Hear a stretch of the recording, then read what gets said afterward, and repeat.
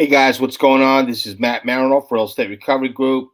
We are trying desperately to get Bruce Alston on here, the mogul next door since 2002. He is having some technical difficulties right now, so I am truly hoping and praying that we can get him on. We've been working on this for like the last 10 minutes, so I do apologize for the late start. I don't even know what to say. We have never experienced a situation like this before, where we have not been able to bring a guest on because of any type of audio. But I can tell you, I can assure you, well, number one, I'm going to put a muzzle on my dog. That's number one. But let's hope he can get back on here. Yo, Miley, Minnie, shush. So we're trying to get him back on. I got my Superman shirt on, aka Short Sale Savage. Oh, got a comment. Let's see what you got here. What's up? What's up? What's going on, Shamil? How are you? Hey, Shamil, you know what? Since you're watching anyway, I'm going to throw you on here. Hold on. I'm going to send you an invite. Check your email. Hold up. Get you on here. Hold on, guys. Hold on. Get out of here. Let me go back in here. Hold on, guys. Oh, man, this is crazy. Guys, we're trying to bring Bruce on. Please be patient. Don't go anywhere. Let's see. Go up in here. Go in here.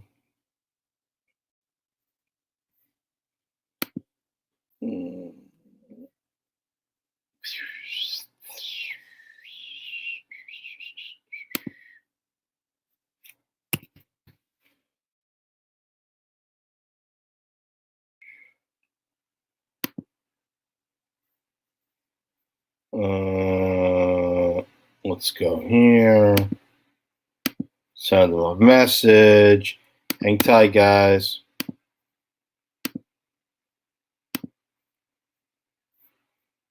Go back over here. All right, so we're gonna bring back on. Yo, you there? Can you hear me? Nothing. Wait a minute. You look handsome, but I can't hear you. Wait a minute, 1 second. I'm checking something. Listen, until you come on, I just invited Shamal Can you hear me? to join until you can figure out what your audio issue is. So hopefully you can get that fixed. We can bring you on here. Okay. You still can't hear me, right? Okay. Yeah, try to get on here as soon as you can. Okay. You can hear. I can hear you. Can you hear me? Wait, you guys can hear him?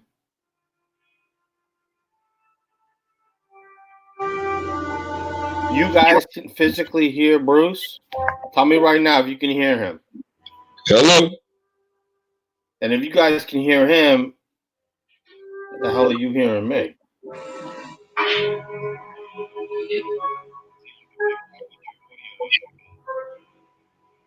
So they can hear me? Shit. That is weird. So you guys can hear him. I can't hear him, but you can hear him. I hear Bruce. All right, so can you guys hear me?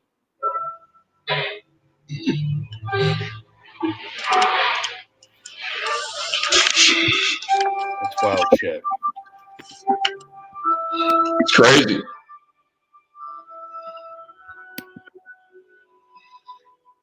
I don't get it. So you guys can hear him and you can hear me, but we can't hear each other. Or you can hear me, Bruce, but I can't hear you. All right, hopefully we're gonna get this worked out. So hang tight.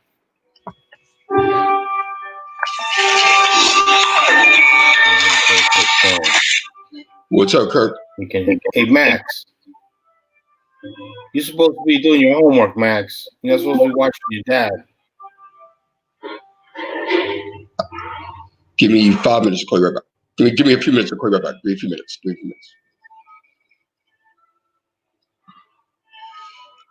Still can't hear me?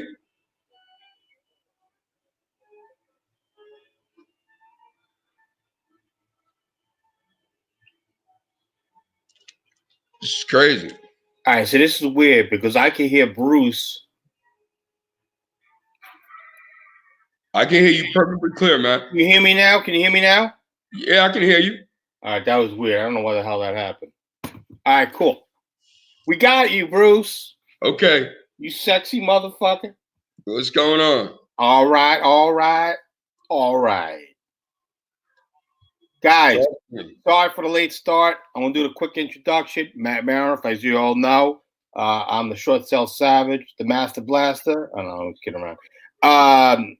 Since 2005, I'm excited to have Bruce Alston, a.k.a. the mogul next door since 2002, on the show doing the live stream today.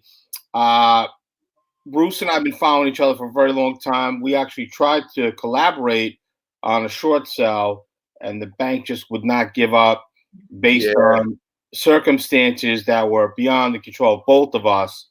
But it was something that was actually a really great learning lesson for myself, based on the filings and stuff like that, as far as the death, the estate, putting in the executor, the executress, and all that stuff. Maybe we could do a case study on that at a later date, Bruce. But definitely. But that's something that obviously was something that I don't even say it was a learning situation, 100% for you and me, but it was something that slipped between the cracks with the bank, and in the end, nothing really happened. Not that I know of. Anything ever happened with that deal? No, I mean, short. I'll tell you this. I think I think the property did end up going to sheriff's sale, right? And it was the classic example where people just took too long to move on that property. I mean, it was a vacant property. What, 10 years? And rain, and it was rainy and misty inside. Exactly. You fell through the floor. I didn't, but I actually brought somebody in there. We try to say because I'm fat. So I brought somebody else in there, bro. And top floor, walking over the floorboard between the joists, and it was like, woo! Exactly. That house was fucked up. It was fucked up. It was fucked up. Anybody who bought that house, the inside of the house had to be completely demolished. The outside of it, the framework and everything else was good. The floorboards were all fucked up. Someone's gonna tear that down. Listen, regardless, the skylight, with no skylight, with the fresh air coming in, I'm sure that's something that was fucking that house up. Yeah. All right, so we got Bruce Alston on here today. I'm excited because this guy's been through hell and back. He was in 2002. So when I was doing for sale by owners and helping people selling their properties for sale by owner, Bruce is out there killing it, doing his thing on the real estate side, making a couple bucks here and there, which was good. We're going to cover a couple of things right now today, which I'm pretty excited about, because one of which is wholesalers becoming fix and flip masters overnight, because again, they were giving money away, little 10% down. I don't even know if they were really basing even on FICO scores and all that other shit. Yeah. Some people were getting 100% financing. It was like literally pissing in the wind. Yeah. And people were getting loans. And then, so we're also going to be talking about portfolios, the rental portfolios, and we're going to talk about obviously Bruce's experience as being an investor and being somebody who's an influencer, obviously, in this industry, and being able to offer advice to others that might be in this industry for a couple of years, might be in this industry for the last 10, 20 years. Maybe somebody who's got even more experience combined than the two of us. Definitely. But might want to actually have more of an understanding of, what is going to happen, what's going to happen, what's happening. People are really left in the dark. The government is stating all this stuff about forbearances, but they're not really giving us more the information that we really need as far as people that are landlords. I'm hearing stuff. I don't know if you're hearing this too, Bruce, from other people all around the United States that are landlords and mayors, not governors, but mayors are issuing notices to people that are tenants and saying to them, "Don't pay your rent. Don't pay your rent. Yo, if you got money, pay your rent. You're right. Pay your rent, because all you're gonna do is put yourself in a worse situation at a later date.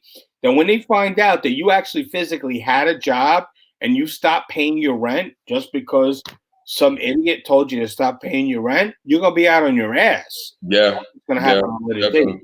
Once all this nonsense stops and the foreclosure process, drops back in place. That brings me to another thing that we're actually going to talk about as far as the topic is short sales. I got people right now like, oh, no, hold up on my short sale. I'm good. No, you are not good. You're not good. You are not good. Because when this shit ends and it goes back on the block and you come back to Matt Marinoff and his team and we're inundated with other people that realize I'm not good. And all of a sudden you're like, oh, I got really bad advice from my attorney. You know what? Tell your attorney to pay the deficiency amount that you owe. Tell your attorney to bring your mortgage current, because I'm tired of hearing this nonsense from attorneys all across the United States. That's why I'm going to start doing the night edition of this, and we're going to dive so goddamn deep in up people's asses at night that they're going to get scared, but they're going to get scared back into reality. And what's really going to happen. So, Bruce, tell people a little bit about yourself, who you are, and why you're so goddamn sexy. Oh, well, let me put it to you like this. I got in this business back in I had left Wall Street like around 2001 before the World Trade Center and everything, right? And what I tell people is this though, is that it's a niche business, right? And the way I got in, it was very simple. My father had owned a tavern in Jersey City for like about 40 years, right? And it was an old guy in there in the bar. He was having a problem. He was saying with his mother's property, right? And basically, what it was, he said that it was just a situation where she was at a certain age. She didn't want the property anymore. She wasn't even living at the property anymore, right? And what could he do to get rid of it? So he told me at the time, I think he owed like roughly,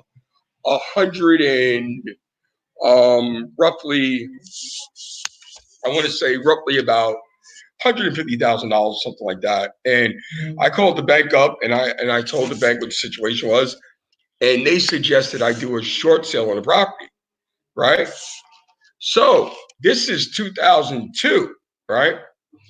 I get the bank to take and it was a very short sale then was very different. All right. It was very just straightforward. How much could you pay? This type of thing, and turns around, I think I offered him something like $90,000. So I guess another investor or somebody had found out the property was up for sale for that was, found out, and they went to the house. The old man said, "Hey, listen, we'll call this young man or whatever. He's trying to help us with." And they called me. So I said, "Listen, we're about to buy the house for like 90 grand." He said, "Hold up. I'll buy it from you for 140." I said, "Huh?" I said, "Oh, wait a minute. I sold the property, made that spread, right?" And the thing about a short sale then was I was able to give money to the owner of the property. She was a certain age at the time. I was able to give her something like $15,000. She hadn't been in the property for like maybe 13, 14 years. And it just started snowballing. I started really getting actively, going to meeting investors, went to sheriff's sale, looked at a few things or whatever, and I just found my niche. And from there, somehow I got in contact with this company called Altiga Credit at the time. They were up in Massachusetts, right? And I remember the property. This is a true story. They gave me 112-114 Keir Avenue in Newark, New Jersey, right? Bank said, "Oh, you interested in buying the note?" I I said, buying a note. They said, listen, we're owed $150,000 on the property. We're looking to sell a note on the property. So I started doing my homework. I said, wait a minute, I could buy the note and it simultaneously get a deed on the property from the owners of the property. Sure enough, the owners of the property had moved to Florida. I reached out to them and said, hey, listen, I'm going to buy the note from you. I'm in negotiations to own the note on the property that you have with Altiga Credit, right? What year was this, Bruce? What year? This was 2003, right? So now I contact the notary down there. I send a quick claim deed. I give these people $2,500 for their deed, right? Mm-hmm. Simultaneously, I buy the mortgage note for $12,000. A week later, I sold the property for $144,000. So I had a good thing going with this bank, right? So let's back up, Bruce, because people are starting to come on now. Mm-hmm. And we're talking about note buying back in 2003. We're talking about Bruce talking to a bank. Bank reached out to him and said, hey, you're going to buy this note, not the property, the note. Yep. And there was about $150,000 owed on it. Exactly. How much you get the note for? I got the note for $12,500. I'm sorry, what was that? You got the note, so they owed $150, and you got the note for $12,500. Well, goddamn. Yep. Keep going with the story. So it turns around. I simultaneously got a quick claim deed from the people on the property. I gave them $2,500 and vacated the mortgage with them, right? So now it was a situation where I said, hey, I sent some feelers out, went to the sheriff's sale in Essex County. I was offered $144,000 for the property. That's when I started getting the wholesale, and I realized, you know what? I can tie these deals up with contracts. They end up giving me a property in Jersey City, this bank. They end up giving me a property in Hillside. I end up starting getting a real feel on how to do it, right? To me, that's a real wholesaler. That's somebody who's really offering a true value, a true service. What about the person who's in the property? What happened with them? Well, listen, that's the thing. The beautiful thing about the property was vacant. They were living in Florida. So it was a home run. No-brainer. It was a home run for me, right? And I went from running this business out of my condo within 3 months, right? That I was on top of, then I took an office on top of my father's bar. I took one of the apartments. So I'd be in the community, right? And I started a marketing company called the New Jersey Homeowners Assistance Agency, not for profit, right? And our goal back then was very simple. If we can help someone keep a property, save a property, we help them do that, right? We help them do it. Because I know statistics wise, right? The numbers say at that time, 80% of the people couldn't keep the property anyway. Bruce, why couldn't they keep the property, Bruce? You know what? I'll tell you what. Back then, right, what really was going on, let's say in Jersey City, right? Jersey City was allowing people to, number one, the taxes were accruing on properties for years. You know what I mean? Like the tax liens. A lot of these people have tax liens on their properties. The other thing is that it started, and I both know, subprime mortgages came in, refining out, appraisers getting these junk appraisals on these properties, and the whole inflated mortgages, the overinflated property values started coming up, and these people realized, you know what? I can't make this mortgage payment because some mortgage loan officer told them, state that you make $80,000 when you're only making $30,000. And that's what happened. That's why a lot of these people got in trouble. A lot of them got in trouble back then. Which in my opinion is actually funny because you're stating something. So when doing a short sale, you're stating something. Yes. And when a short sale takes any longer, in my opinion, than 2 months, 3 months from beginning to end, I'm stating to the bank, you guys need to pull your head out of your ass. Yes. Yes. Yes.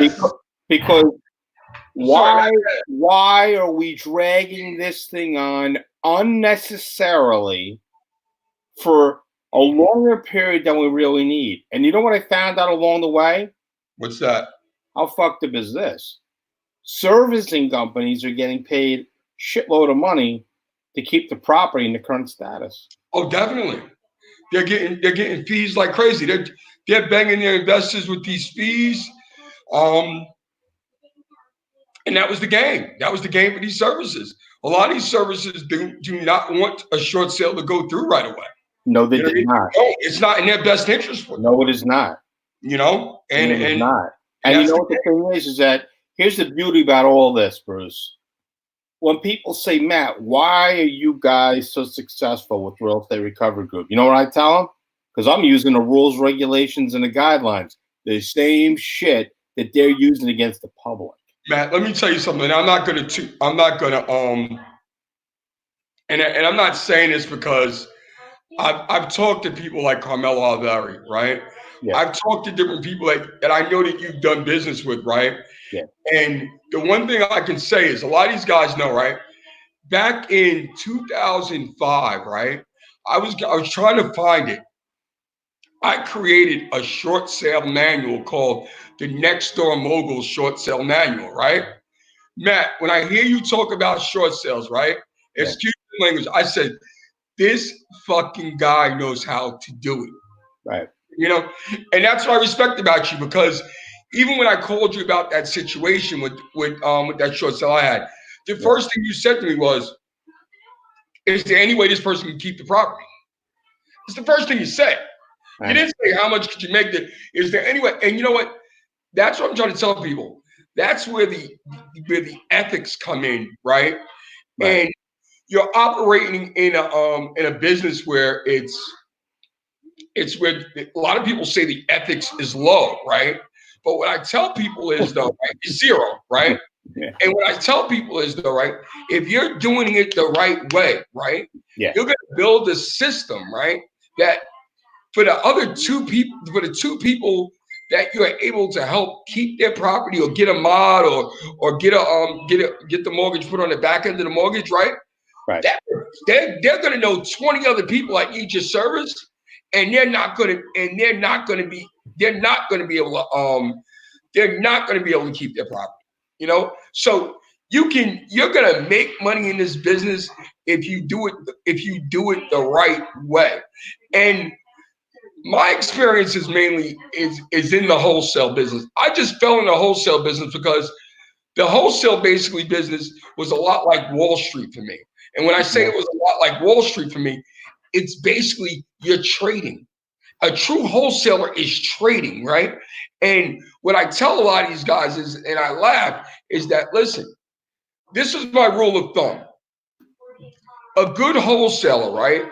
You already know a realtor is making the max they can make on a commission, I think, is 7%, right? A true wholesaler, and most say around the 6%, right? You should be trying to make 18% on a deal. That's a truth. That's a truth. You can make that 18% where a property is worth, let's say 200, right? Hey, Bruce, let me cut you off a second. If somebody wants to reach you, because somebody's texted me, can I give your cell phone out? Give my cell phone out. Tell them to text me all day. I'm gonna do it right now. Keep going. And the one thing that I do is this, though, is right. I mentor. I give advice for free. I charge for mentoring based on two things, right? To do deals with people. Number one, I have a conversation with you. I have about 2 or 3 conversations, and I judge your commitment and I judge your time, right? I never charge an upfront fee. Where I make my money is we are directly going to joint venture on deals together, right? and we'll work out some type of split, right? And that's how I normally do it. I don't believe in the gimmicks of, well, you pay me up front. I judge who I'm going to do business with before I do that. But So Bruce, let me ask you a question, right? Because you have a different train of thought than most people, and in some cases, I have to tell you, there's some people that I don't believe are really going to close a deal. So for me, I cannot waste my time. But you know what? And you're absolutely right. But let me tell you what I do. I like I said, I have a series of conversations with you. So when you tell me, so first of all, I let them know straight up. If you're telling me that you read this book and it's not easy, get the F out of your mind that this is an easy business to break into.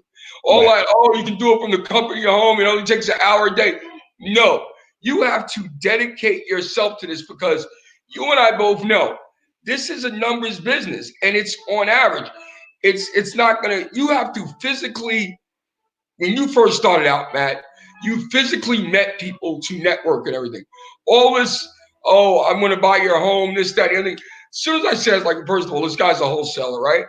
And you just have to be genuine people. And the one thing I tell people is, right, is that you're breaking into the wholesale business, right?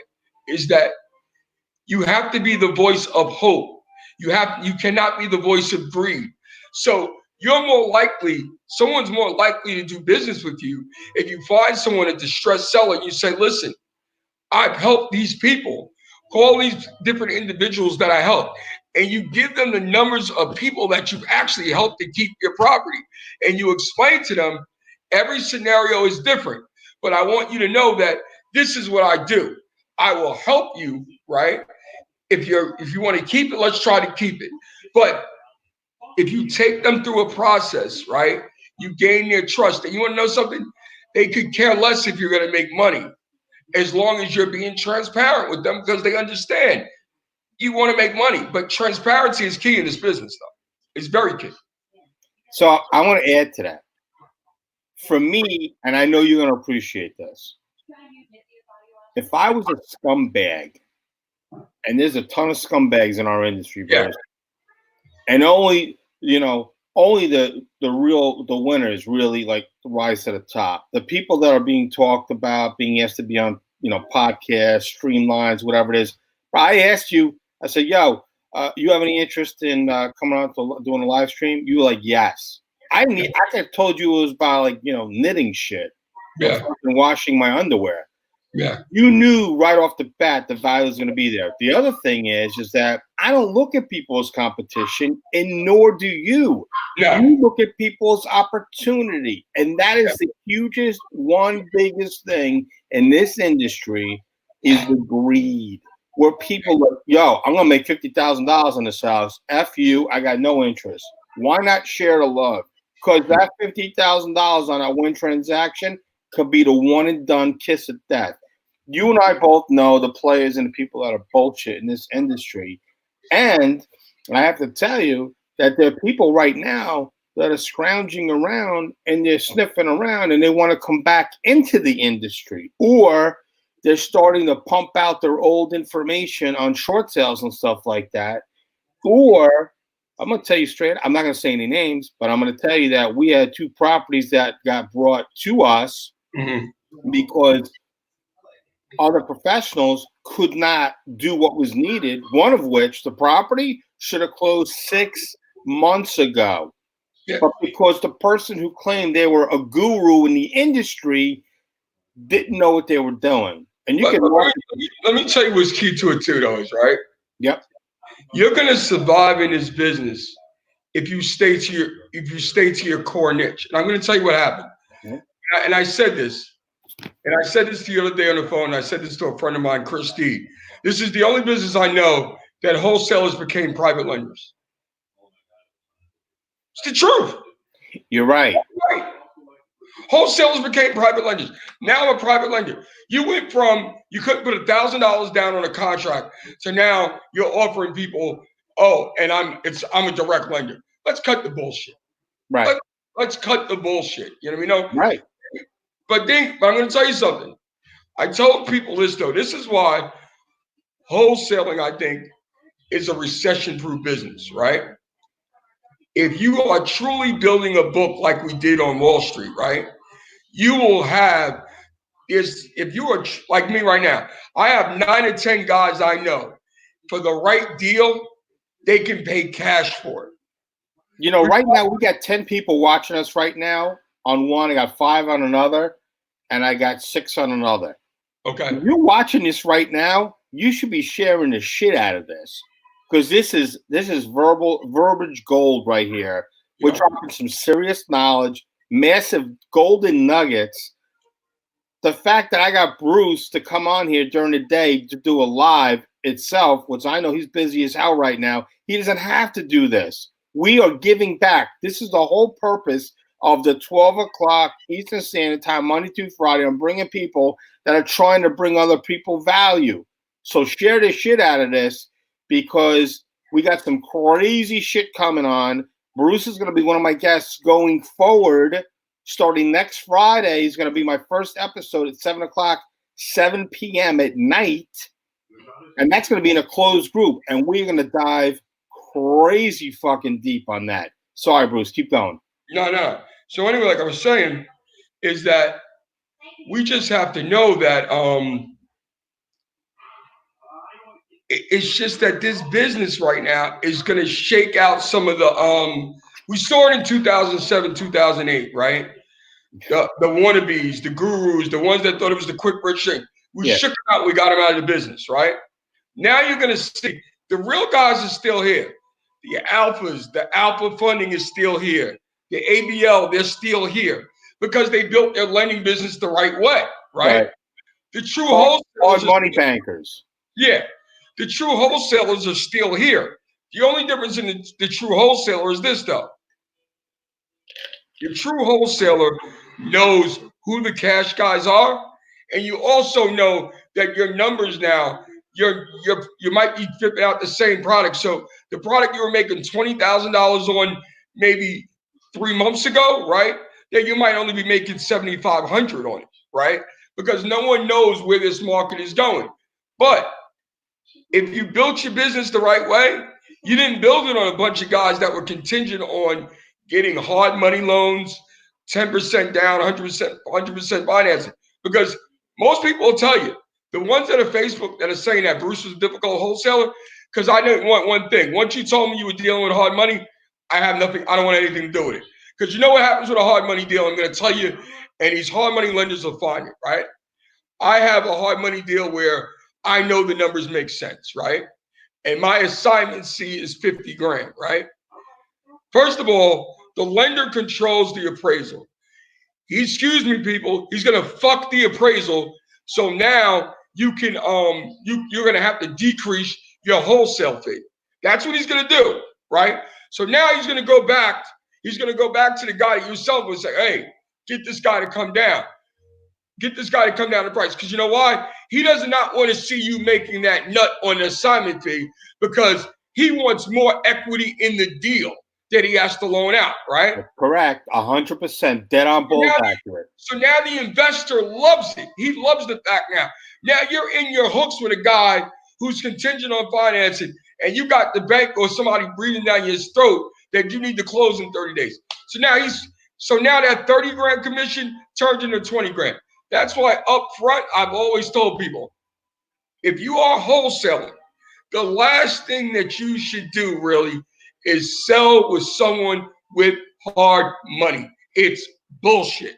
It's bullshit. And I'm just being upfront about it. I love it. Fine. And you know what? This is what I told people what I did. You know what I did about 2 years ago? And I wish I had them right here in my apartment. I did something very simple. You want to find out the true money guys? Oprah the sheriff sale bidders with the county. Oprah them. Follow Open Public Records Act. What we'll show you on those sheets is this: the investor's phone number, the investor's email address, and how much money he brought to the sale with him. I got sheets where I saw a guy bring 300,000, 400,000. Those are money guys. You're wasting your time with these with these investors who Yeah, now you're giving away trade secrets right now. You're gonna get shot in the streets. But you know what though? I don't mind giving it away because I think I'm that fucking good as a wholesaler that I know. And the funny thing about it is one thing that we got to get out of this market right now. People, stop this co-JVing wholesale bullshit. Okay, all you're doing is like a car dealer used to be. You're a fucking bird dog. That's what you're doing. All right. So get yourself out of the way and call a wholesaler and say, listen, I got a guy that wants to buy your property. You think you're interested? Would you pay me a bird dog fee? Maybe I'll throw you 1,500, 2,000. But these wholesalers who call me up and say, I got a buyer and can I split your fee? I think you're smoking crack because it's never going to happen. It's not going to happen. It doesn't happen. So when you think that you got this buyer and now I've worked on this deal and worked these numbers, I'm going to split half my fee with you because you got to buy, you're a crack. You know, I'm going to tell you what the problem is. The problem is this. These are people that are inexperienced. Exactly. They got no fucking training. They got no guidance. They don't want to reach out to people. And I'm going to tell you, there's some people out there that really, they know what they're doing. You know, it's the art of wholesaling. You would be probably in the top fucking 5 people, as far as I'm concerned, nationwide, that I would call if I had a question regarding wholesaling. Mm-hmm. People don't know this. There are properties that I come across that are not short sales. You know what I do? I wholesale them. Yeah. It's not hard to do it. It's not hard to do it. But you have to have you have to have a little bit more of a half a brain to understand that if you're going to offer something to somebody, make sure exactly what you just said. And the reason why I said is because I had a property in River Edge, New Jersey, and the property, I don't remember the exact numbers, but I can tell you this, which was startling to me. Out of the 3 people that were real contenders, 2 of which were going to get, guess what? Hard money. And they said the numbers didn't work. The person who had, guess what? Real fucking cash was like, this is a no fucking brainer, my man. Yeah, exactly. So he's in the top 10 list. Now, people say, well, Matt, if you've got buyers, why do you market shit on Facebook? Why do you put stuff out on other social media sites? Because nothing wrong with fishing, right?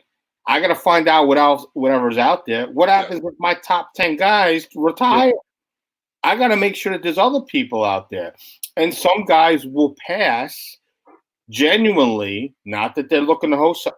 Bro, so many people, y'all got a property, blah, blah, blah. I'm not interested. But you know what? Call so-and-so. Tell myself what's up. Not what's up. Give me a fucking assignment fee. Not what's up. Give me a wholesale fee. It's like, just tell them whatever. Because real players out there understand a favor is a favor. But the thing is, too, is I look at wholesaling is, the funny thing is, though, what I tell wholesalers is though, you're running around looking for buyers. And if the smartest thing a wholesaler should be doing is you should be making relationships with the real private lenders for one reason. Right. They'll tell you who their buyers are. All right. And you can say, listen, if you got a buyer, you can work the numbers out and tell them, and they'll tell you straight up what type of assignment fee they're willing to pay if they find a buyer. Number 2, you should be making relationships with the title companies. The title companies know who their fix and flip guys and who are really closing deals. But I look at it because is that a lot of people just don't realize you make these deals more complicated than they are by throwing 3 and 4 and 5 different people in here. And if you structure your deal at the very beginning the correct way, you won't have these problems. Like right now, if you're a wholesaler, I've gotten busy in the past 2 weeks more than I've ever been. And I've been kind of sitting on the sidelines because I watched all these, and excuse me, and I'm not trying to be disrespectful, because they might be 50, they might be 60, I watched these kids come into the wholesale business sort of of 2019, start overbidding ridiculous prices on these properties, right? Yeah. Knowing at the end of the day that they're taking properties, everybody's throwing 20, another 20 on top of it. one day I got 3 people sent me the same deal, 3 different prices, and I'm laughing, right? And I'm like, that's not the way to do business. Right. And I'll tell people in a minute, is the only way that you're going to be truly a wholesaler, you have to be an originator. You have your origination. You're like a loan originator. You have to get your own deal. Don't get some deal that someone else has and then market it as yours. And this, it's BS. Then you have the craziest wholesalers in the world. You have these wholesale groups, right? They put the list, they put their properties out for other wholesalers to buy in a wholesale group. You know who's in the group? Wholesalers. They're going to tell you that they're a cash buyer. So it's just crazy. It's just crazy. One of the funniest stories I ever had is I had a property in Newark, and it was actually it was my property, believe it or not, and I had an issue with it, and the bank had used the money that came in from the insurance and paid off the mortgage. Stop report. I had no reporting to my credit bureau, which was amazing, which was great, because it was considered, a disaster, which I will be talking about in the next couple of days regarding the disaster forbearance. Guys, big fucking difference between regular forbearance and a disaster forbearance. And these mortgage guys out there are giving really fucked up advice, but that's for another fucking show. But anyway, I got a phone call, and this person's trying to sell me my own fucking property. Out there. Yo, I was like, okay, tell me more. Yeah. How do I get into the property? Yo, let me get the guy's information. Yo, get that guy's information. I got that. I gotta have that property. I called the guy and I was like, yo, what's up? I said, you know who Matt Marinoff is? Yeah, I know who Matt Marinoff is. I said, you know how to do research? Yeah. This is Matt Marinoff. Oh, why the fuck are you trying to sell my property without my permission? Oh man, I'm really sorry. I'm new in the industry. Rob, that is not the way to make money. It's not the way to make money.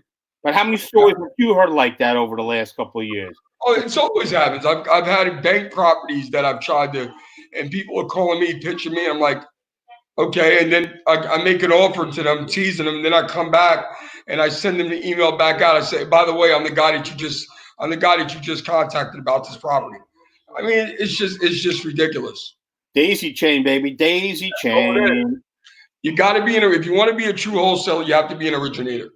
You have to find your own deals, and like I tell people, and I'm not a big believer. One thing I pride myself on that I've never done a mailer in my life.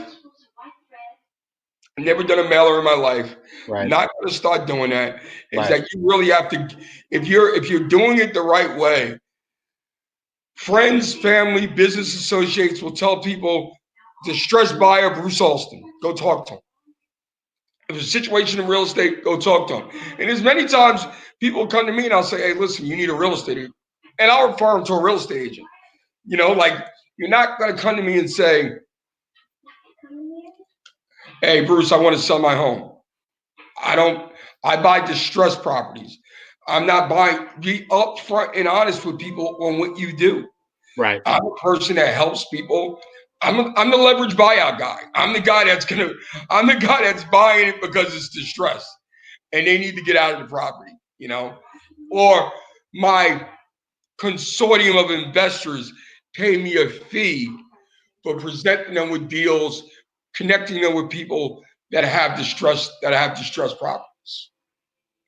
One thing for sure, and you mentioned in the note, and it's actually up on the description what we're talking about: pandemic, no pandemic, private lenders mirroring the subprime market from 2005, 15 years later, 2020. I mean, look, anybody who's been in this industry, anybody who's been following you and me, I've been predicting 2020, 2021. You go back on my old video. It wasn't like I posted old videos and put a different timestamp on it. I said something was going to happen as far as correction. This is what I thought. 2013, 2014. Loan modification. That was the last big boom of the loan mods. Okay. Those loan mods were going to come to fruition. Yes. In 2020, 2021. That's on its way, guys, regardless of what the fuck is going on. Yep. Shadow inventory is at an all-time high of properties that have not even been talked about, spoken about from 2008. COVID-19 is the motherfucker trifecta right now. It's the match. It's the match that made it happen. So all of that going on right now, people wanted to know why I was saying or what I was thinking about with the market. Well, there you have it, ladies and gentlemen. It's the inventory that's been sitting around. Some properties look like shit. Some properties look really nice. It's loan modifications that failed. Guess what's going to happen with this forbearance bullshit that's going on right now? All right. Those are going to go into loan modifications. Hey, Bruce, how about this? How about the people that had loan modifications before? Now they're going to ask for a forbearance. The people that are getting the forbearances are talking to people that don't know what the hell they're talking about on the telephone. I'll take it one step further because of my relationships with people inside the banks. These banks are getting audited, and the audits that they're doing right now, not right now, but in the third quarter, they're getting spanked. $10,000 a phone call of misinformation that they're giving out to homeowners. That's a lot of freaking money right there. And the people that are giving the information are the people that work on the inside of the bank. So when people say to me, well, Matt, that's the best. Well, Matt, I was thinking about going with your service, but, I spoke with my servicer. My servicer said I should be leery of third-party companies out there trying to charge for services that you're providing. Well, that's true. But let me ask you a question. How did you find out about me? Right. And that person was either gone through the process or they know other people that went through the process. Right. You know what, man? I'm going to stop you right there. You know what the crazy thing is I tell people? Is that banks will tell you that, right? But the first thing they're going to do is, right, when you start talking to forbearance, they're gonna shoot you over to their loss mitigation department, right? And why shouldn't you have a consumer loss mitigator speaking up for you? Because you and I both know a lot of these lawyers don't know this stuff. Nah. Real estate closing guys don't know this stuff. It's not what they do. No. It's not what they do. It's a consumer law. Debt mitigation is not what a lot of attorneys specialize in. It's not. It's not at all. A lot of times, a lot of these lawyers I found out when they were doing short sales, they let a realtor do all the package and then just sent it in on their letterhead. Right, exactly. And it still goes on today, which is okay. That doesn't bother me. Hey, let me ask you a question. Have you ever been in a situation when you've actually gone to court and you've actually been not in litigation, but you actually go into a closed room with a bank and you have a mediator and you go to mediation and you're mediating what you should be doing as far as a loan? Have you ever had that opportunity? No, I haven't. I have. Almost to the point where, the people in the bank didn't know what to say. The attorney for the other side, after the call was like, well, I really know what you're talking about.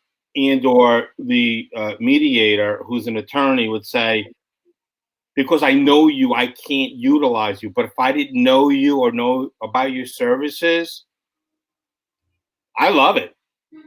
Because you're using, guess what? The rules, regulations, and guidelines. I got to get a fucking shirt made. Rules, regulations, and guidelines. Yeah. Because that's the shit that wins in the end. And because when the banks don't follow it, I love when they do the lost note affidavit shit. And let's say they say, well, they don't have the paperwork, and then they file lost note affidavit shit. And because of that, they're going on the truth of what a bank is saying, that they actually have all the correct collateral paperwork. But they don't have it. They don't have it. How do you do a lost note date affidavit? That's like saying, you know what? I lost my virginity when I was 17. Hold up. I'm going to show you a document that's going to go in place of my virginity that I lost. That's my lost virginity affidavit. I mean, come on, cut the shit. That's the shit that I deal with on a daily basis. And I have fun with it. I'm not going to lie, man. I like talking to these people on the phone because I'm not governed by, I'm not an attorney. I'm not a real estate. I'm not a realtor. Mm-hmm. The guidelines that I have is guidelines that I'm putting people before profit. That's my guideline. Yeah. And it gets people upset. And sometimes, it doesn't always work out to my favor to the best degree, but there's no reason why you can't get a file shut down, restart it, and have somebody else assigned to it and say, look, that person's acting unfairly, and open up a case against that individual. True. We've done some fucked up shit to help people that are in trouble with their houses. Yeah. Some of that stuff is going to go into the book. My wife says 100% hands down, especially everything that's going on right now. She goes, now, when your book goes out, it will be a bestseller 100%. You might get assassinated by the banking commission and the banking agencies, but your memory will live on. Exactly. It is what it is. There's a couple of questions people got, Bruce. What's up? So let's see what they got. We got here. Okay. What is the difference between buying a note, buying a tax lien or certificate, or am I asking the question wrong? What's the difference between buying a note and buying a tax lien? Well, I'll tell you right now, you're not going to buy a note anymore right now. Notes are not being sold like that. I mean, that was something I was able to do through Altiga Credit. I mean, you're not going to be able to, institutions basically are selling notes between you. If anybody you're going to be able to buy a note from right now would probably be a private lender that's basically that's offering in-house financing, and it's not selling it on a secondary market.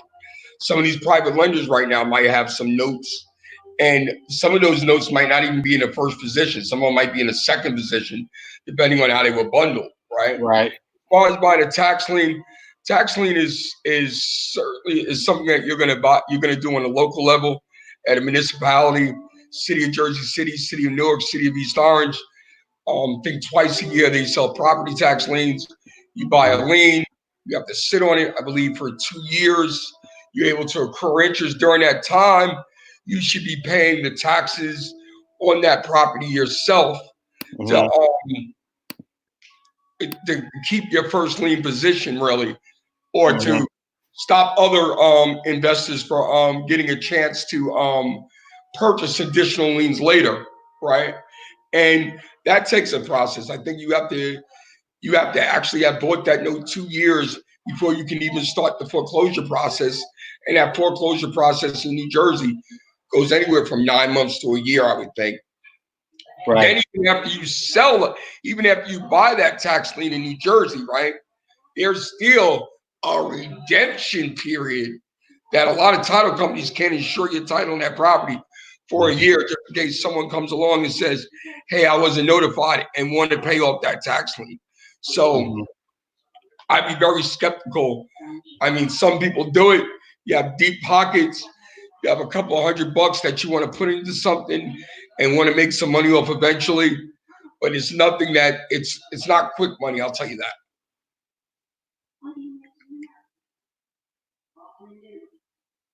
What else we got, Matt? Yeah, it's funny. There's a lot of people watching, but I got to tell you, nobody has any questions, which means either they're really super shy or they're going to reach out to you after this, or we've actually educated people here.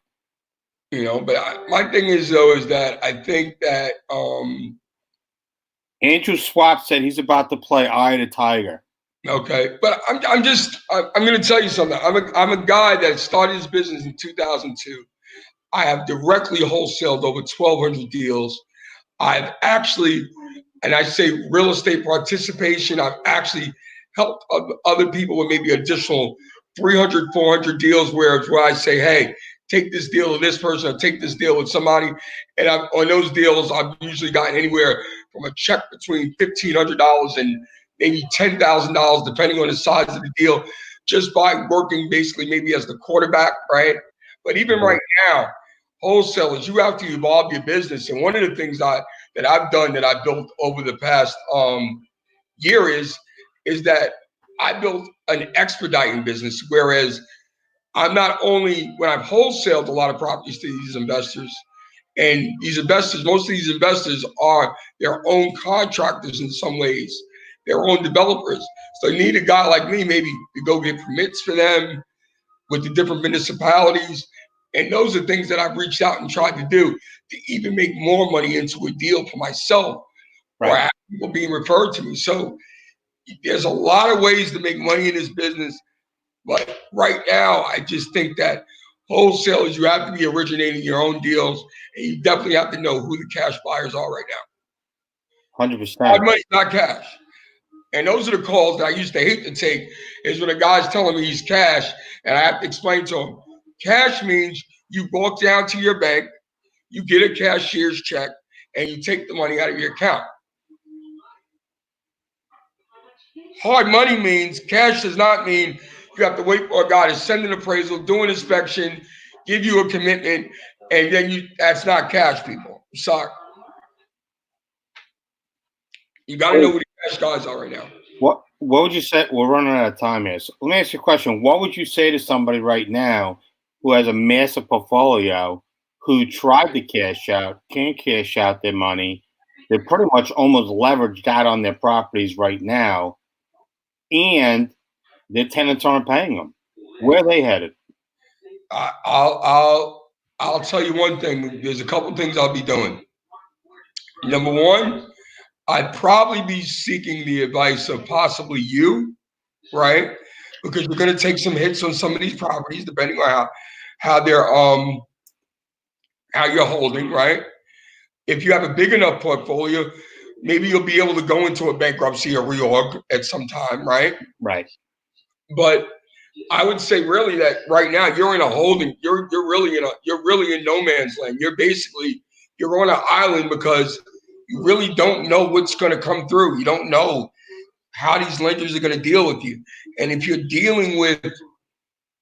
hold a portfolio and your portfolio is based on private lending, you have a private loans, you're really in no man's land, because I don't think the government's going to back private lenders out. Private lenders are unregulated. This is breaking news. I've been talking to this gentleman since this morning. In 2008, he had lost 25 houses. 25 houses. And he's agreed to come on to one of these shows. Great. And talk about the type of shitstorm that he actually went through. Yeah. I think that's amazing that we're going to have somebody on that's actually going to add clarification of really what happened in 2008 and talking about mirroring in 2020. Sorry, keep going. But see, one thing is, I think a lot of these guys that had, they're going to learn now. You're going to learn the hard way. And what you're going to learn is now you're going to find out that why these private lenders wanted you to hold these properties in LLCs. Why they wanted you to hold them in corporate entities. The foreclosure process is a lot streamlined now. It's a lot easier for them to take the property back now. 100%. And that's what you're gonna learn. You're gonna learn that, you know. But it also goes both ways. Remember that. You're also protecting yourself. You're insulating yourself. That if God forbid the shit hits the fan, it's not you personally. It's only against the actual asset and the actual loan. So. Matt, let me explain something though. That's true, right? But a lot of those lenders, they snuck in the PG clause. Listen to me. As long as you were smart enough to catch any of the shit that they put in, or you had a real attorney that could see that shit and get stuff removed, that's actually a very good point. Yep. A lot of them stuck in that personal guarantor clause. And, you know, the other thing is, though, what's going to happen now is, I hate to tell you, a lot of you guys that took fix and flip funding out, right? You're better off right now trying to break even if you can sell these properties, because the value went down. The value's going down. You're not going to make the 100 you think you were going to make on the flip. I'm sorry to tell you, you might only break even or make 10, 20 grand on the property. That's just being honest with you. A lot of these guys, and I tell people this all along, I've never agreed in the fact is, when I've told people to use private funding, never sign a note where it says the private lender is able to hold the repair money in escrow, right, and pay you down. Because you know what? No one regulates whether or not they really have your 100 grand in a separate escrow account, right, to do your repair money, because a lot of them are going to freeze that rehab money because they don't have it to shell out to give you or whatever, right? And that is the same exact shit that happened in 2007, 2008. And that's why we're going to have a lot of issues with that. You know, you had mentioned that you wanted to talk about small investors that are investing in urban communities, Section 8 government assistance programs. When you say small investors, right, should all be in the urban communities. Listen, if you're building a portfolio, right? See, this is what I tell people. If you're building a portfolio, it's a rent portfolio, right? Mm-hmm. You should basically be in the urban communities, especially largely invested in communities that have public assistance programs, because you can take a guy like Carmelo Oliveira.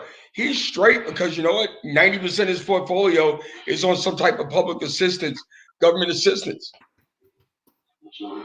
Those people, the government basically has underwritten those leases or whatever, and they're going to pay for those people's rents, right? So, Section 8, let's say they're giving you $1,400 a month, and your tenant's portion is only $200. You can make out with that. You can delay the 200. But if you get 80% of that chunk, that goes a long way of keeping you above, keeping you profitable, you know? And I mean, look, that's all Carmelo does, Section 8. Section 8, yeah. You know, Carmelo, I think he's got a tattoo on his, I think he's got a tattoo on his ass between you and me, bro. Section 8, never late. And on the first of every month, his wife is spanking his ass. That's what I think. Definitely. Never late, baby. So. Definitely. But I mean, it's just, I've always said it though, is that I hear people say, you know, oh, I don't want that area. Listen, hate to say it, you want to invest in the hood. You want to invest in the hood, period. Yeah. Especially if you're talking rent flow, cash flow, whatever. When I hear people telling me, oh, I'm looking for an investment property in, let's say, South Orange, I'm like, you're not finding a multi-dwelling, two-family. You're not making money off of that. I mean, it makes no sense. But I'll tell you where you should be. I picked up in 2018, 2019, I started buying in a place like Trenton. And the reason why I bought in a place like Trenton, I'm able to pick up properties for 20, 30K. But I'm able to get $1,300, $1,400 a month cash flow. I'm able to buy the property fully cash, right? And the taxes are less than $2-3 grand a year. So that's positive cash flow. Good thing is, I don't have any notes against those properties. People stopped paying in the pandemic. Okay, you know what? I own the property fully. At least I don't have a bank note banging down my door, worrying to pay that. You know, knowing that, you know what, these people, they fit a certain income criteria. When I do file an eviction, right? A lot of times they can go to the local municipality, a nonprofit organization that will pay their arrearage, which we know money's going to come through for them to be able to pay that back rent so they can stay eviction.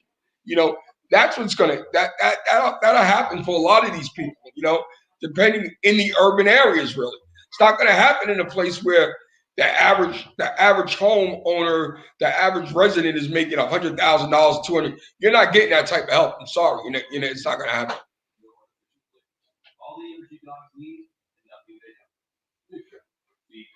You know. Well, listen, Bruce, we're pretty much at the end here. I would say at this point, if somebody wants to reach out to you, they could reach out to you on text Facebook. Me.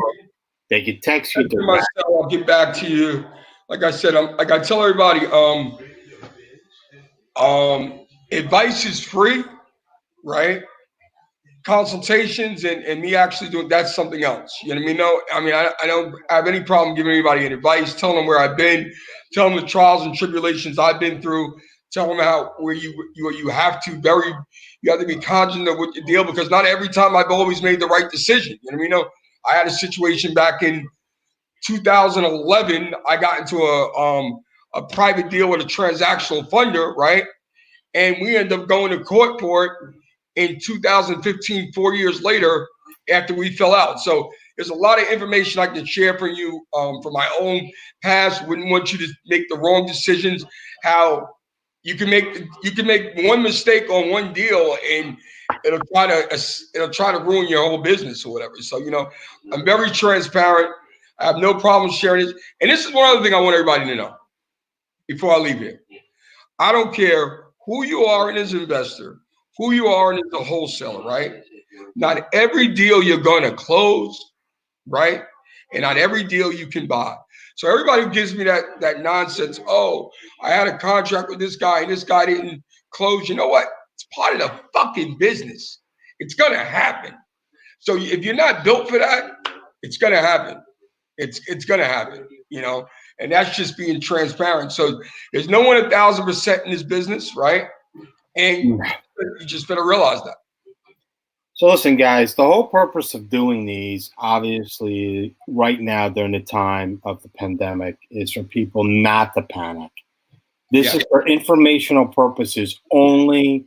Obviously, you need to contact your financial advisors, your attorneys, your accountants to verify, clarify anything that I talk about or any of the guests that come on the live stream. We're very fortunate to have somebody on here who, in my opinion, is definitely somebody that is a force to be reckoned with on a national level. He could pick up at any time. He could leave New Jersey and go anywhere in the United States and duplicate what he does. The purpose of these types of streams are to bring people together for the information. As you see, I'm giving people privilege to contact people on their cell phone, email, Facebook, however they want to contact these people. We're giving back, guys, and this is my way of giving back. Now, starting next week on Friday, if you want to find out and really dive crazy deep, you got to start going on to Short Sales 101, the Facebook page. It's a private group. You got to answer 2 questions. My assistant Leah told me, Bruce, as of today only, it's 1 o'clock. We had 18 people to try to get into the group. Today alone, so far, 8 people were turned away because they didn't answer the 3 questions. They didn't answer questions. I got the same thing with people. Got questions. They figure they hit no, yes, and you're like, no, you're declining. I'm not letting you in.